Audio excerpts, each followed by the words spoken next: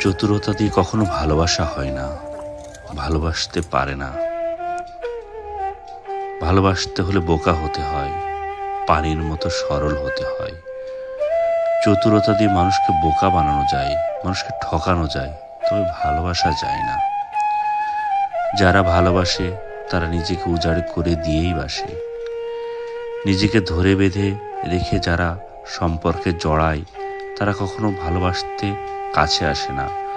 চতুরতা দিয়ে ভালোবাসার দৌড়ে দাপিয়ে বেড়ানো আর ভালোবেসে কাছে এসে নিজেকে সঁপে দেওয়ার মাঝে তফাৎ অনেক। যাকে ভালোবাসা যায় তার সাথে চতুরতা, ভণ্ডামি, প্রতারণা, ছলনা করা যায় না। মনের অজান্তেই বেড়ে ওঠা অনুভূতি বাধ্য করে মানুষটার কাছে নিজেকে ক্ষুদ্র করে রাখতে।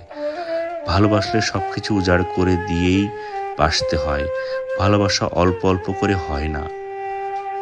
আপনি যাকে ভালোবাসেন সে দেখতে যেমনই হোক, তা নিয়ে আপনার মধ্যে কোনো অনুশোচনা কিংবা আফসোস থাকে না।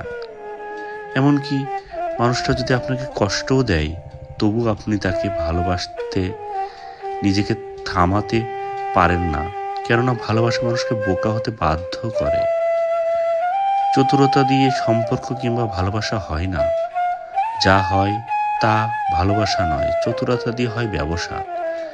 আর সেখানে লাভ ক্ষতির হিসাব কষা হয়। ভালোবাসা থেকেই অধিকার বোধের জন্ম। যাকে ভালোবাসেন এবং যে আপনাকে ভালোবাসে, দুজন দুজনার প্রতি অধিকার থাকে, আর সেই অধিকার বোধ থেকে মানুষ নিজেকে উজাড় করে দেয়। সম্পর্ক ভেঙে গেলেও সেই ভালোবাসা থেকে যায় আমৃত্যু। আর তাই হয়তো রবি ঠাকুর বলেছেন, যাহা দিলাম তাহা উজাড় করেই দিলাম।